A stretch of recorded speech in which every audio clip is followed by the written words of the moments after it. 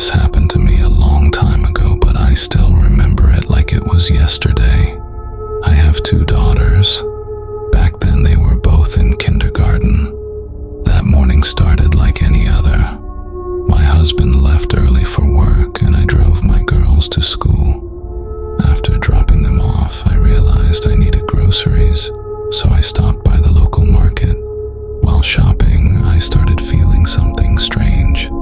That heavy feeling when you know someone's watching you. I turned around and saw her, an old woman, maybe 75, standing far away, staring straight at me. Her limbs were too long, her arms, her legs, stretched unnatural. She didn't move, she didn't blink, just stood there, watching me. I tried to ignore her, but that uneasy feeling followed me through every aisle. When I left the market and looked back, she was still there, half hidden behind a wall, peeking out like she didn't want me to see her completely. The second I got in my car, she was gone. Back home I cooked lunch, but I was exhausted. I thought it was the heat or the traffic. After eating, I lay down on the bed and set an alarm to pick up my girls later. I must have drifted off because suddenly I heard a voice, soft, shaking. Mom, I'm scared." I opened my eyes halfway and saw one of my daughters standing beside the bed. I told her to come up to get under the blanket with me. She climbed in quietly and covered herself completely. I could feel her trembling, but something felt wrong. The trembling wasn't like fear, it was unnatural.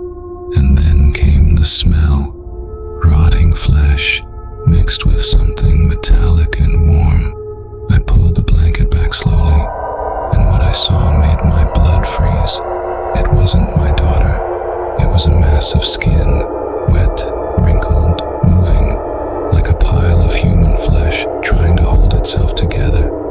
There was hair, patches of it, and a shape that almost looked like a mouth. It slid off the bed and crawled out of the room, dragging itself down the hall. I couldn't scream. I just sat there shaking, crying quietly. And then my alarm went off. It was time to pick up my daughters. I called my husband and told him to go instead. I didn't tell him why. He doesn't believe in the paranormal, and I didn't want him to think I'd lost my mind. To this day, I've never told him what I saw, but sometimes when I'm home alone, I hear it again, that slow dragging sound from the hallway. And every time I look toward the door, I swear I can feel something standing just behind it, watching me. Story number 2.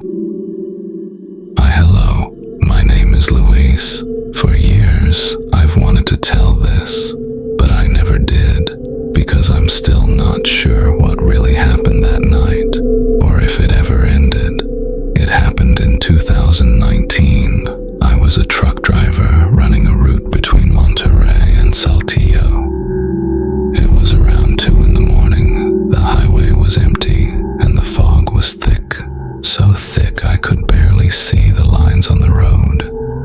I'd been driving for hours, fighting sleep, when I saw something strange ahead. A man walking down the side of the road, barefoot. I slowed down, rolled down my window a little, and shouted if he needed help. He didn't even look at me. He just kept walking, dragging one foot like it was broken. I felt uneasy, so I passed him and kept driving. But a few minutes later, I saw him again. Same clothes, same limp, exactly the same man. I thought maybe I was exhausted and hallucinating, so I pulled over to rest.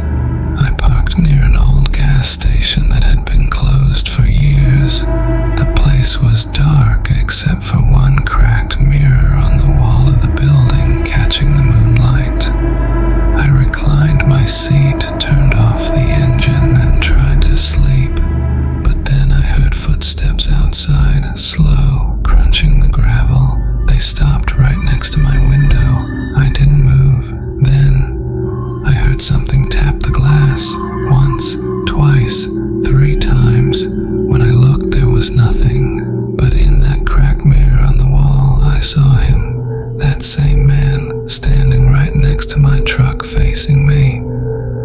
I sat frozen for minutes, too scared to breathe. When I finally turned on my lights, he was gone, completely gone. I left that place in seconds, heart pounding. But here's what really broke me.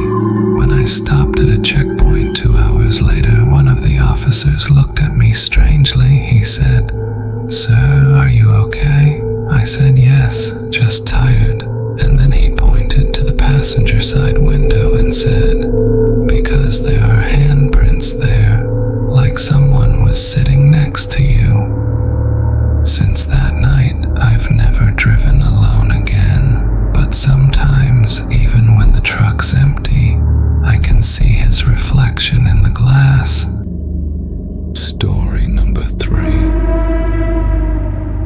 I live alone. At least I thought I did. It started small. Things out of place when I got home from work. A chair turned the wrong way, the fridge slightly open, my keys not where I left them. I told myself I was just tired, forgetting things. But then I found the cigarette butts on my balcony. I don't smoke. One night, I decided to set up a cheap camera in my living room, just to calm my mind. The next morning I watched the footage. For the first few hours, nothing. Then, at 2:46 a.m., the front door opened. A man walked in, calmly, quietly. He looked around like he lived there. Same height as me, same build. He sat on my couch, turned on the TV, and watched static for nearly an hour. Then he stood up, walked down the hall, straight into my bedroom. The screen went dark. I froze. I checked every corner of the apartment. Nothing. I didn't sleep that night. The next day I showed the footage to the police. They looked confused and said, "There's no one in that video but you." I tried to show them again, but when I hit play, the man's face was blurred, like it was melting on the screen. The officer leaned closer and said, "Sir, that looks like you." That night I nailed the door shut. Every sound made me jump. Around 3 a.m. I heard footsteps in the hall. Slow, careful. I held my breath as they stopped right outside my bedroom door. Then, a whisper. Same voice as mine. "You should have stayed asleep." When I woke up, the nails were gone. The door was open. My camera was recording again, but this time I wasn't in bed. Someone else was, sleeping peacefully. And when I looked closer, I realized it was me. Story number 4. I've lived alone for 3 years. Small apartment, quiet neighborhood, nothing special. I work nights, so I'm used to coming home around 3 a.m. Exhausted, half asleep, just wanting to shower and crash. But last Thursday night, something was off the moment I walked in. The hallway mirror by the door was fogged up, like someone had been breathing on it. I hadn't used a heater. I touched it. It was warm. That didn't make sense. I shrugged it off, went to the bathroom and started brushing my teeth. I looked up and saw my reflection still staring at me. I had looked away, but it hadn't. It blinked half a second later than I did. My chest tightened. I told myself I was just tired. Lack of sleep can do things to your head. The next night I covered the mirror with a towel before bed. Around 2:47 a.m. I woke up to the sound of fabric sliding to the floor. I didn't want to look, but I did. The towel was gone. The mirror was uncovered, and in the reflection, I was standing, smiling, but I was lying in bed. I couldn't move. I watched as my reflection slowly raised a hand and pressed it against the glass. I heard it from across the room, a faint tapping like nails on a window. Then it mouthed the words, "It's my turn now." The next morning, my neighbor said she saw me leave the apartment at dawn. I told her I didn't. I hadn't even slept. She looked confused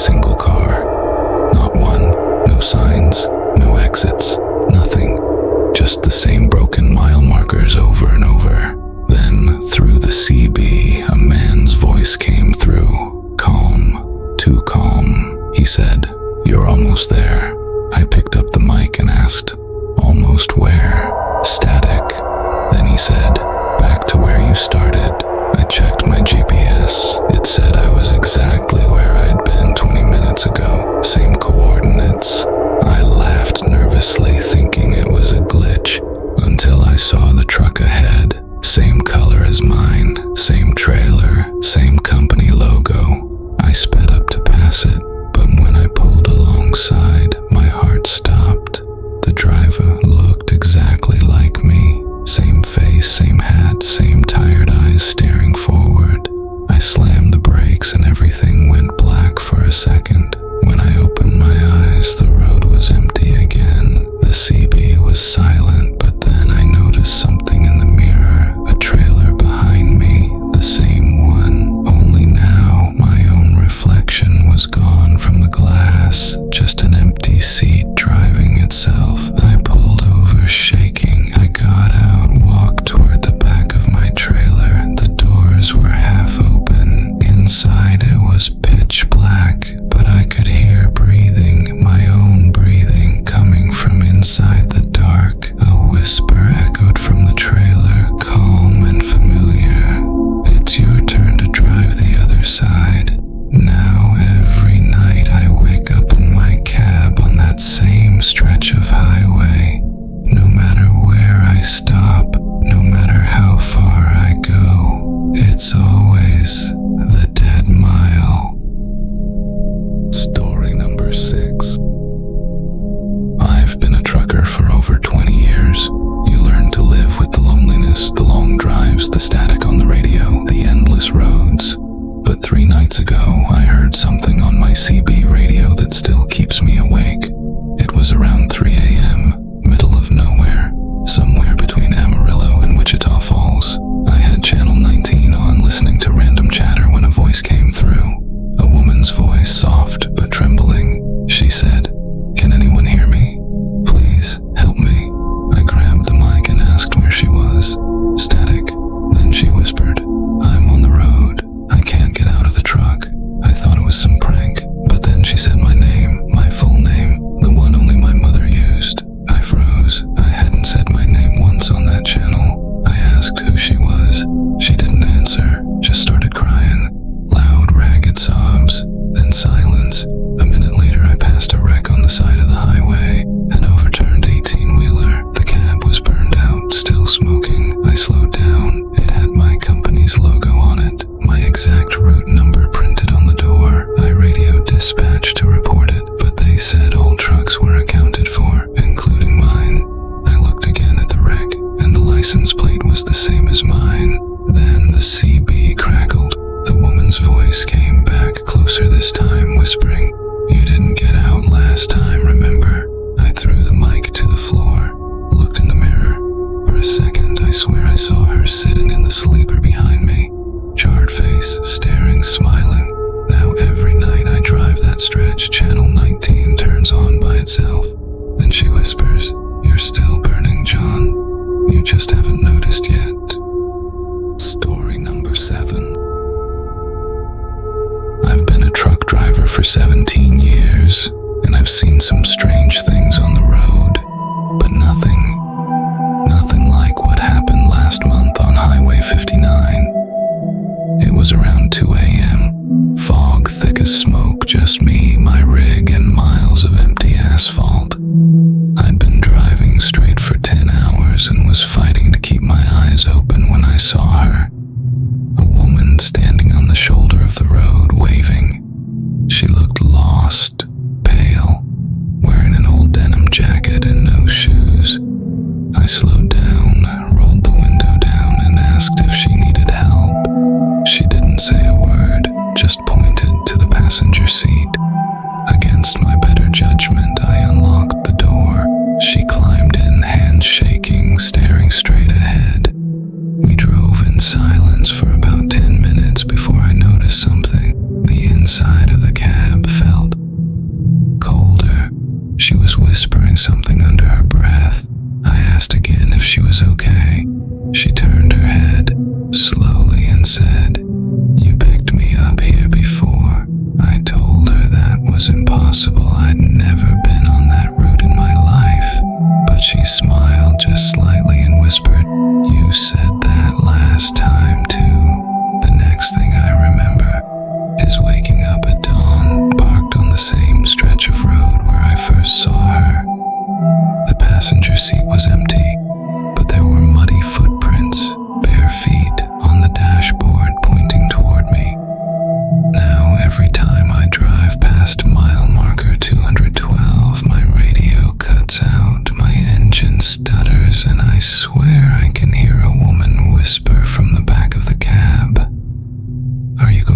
with me again.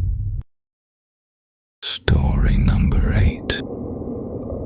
This happened to my father when he was around 10 years old, and even now he never talks about it without his voice shaking. A part of him stayed in that moment forever. He was home alone one quiet afternoon, the kind of silence that feels heavy, almost alive. He sat in the living room watching TV, the only TV in the house.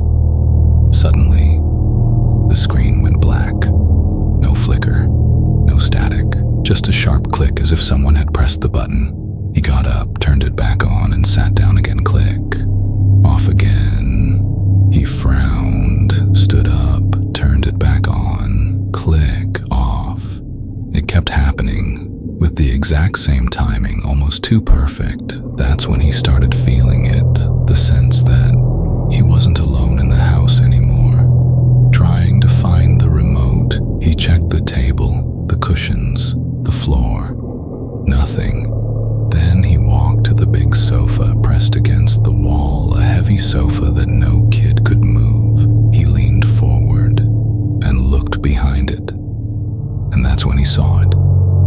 At first, just a lock of messy black hair hanging down, then a pale forehead, then 2 huge eyes staring straight at him from the shadows. But the expression, that was the part that froze him in place. The man, if you could even call it a man, was crouched in the corner behind the sofa, unmoving. His mouth was hanging open as if he'd been breathing back there for a very, very long time, and in his right hand, tightly gripped, was the TV remote, pointed directly at the screen. My father couldn't scream. His body wouldn't let him. The man blinked once, slow and unnatural. Then, with a calmness that didn't feel human, he raised the remote. Click. The TV turned off again.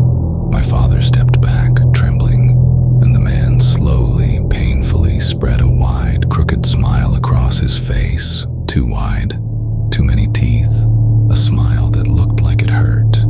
He didn't speak. He didn't stand up. He didn't chase.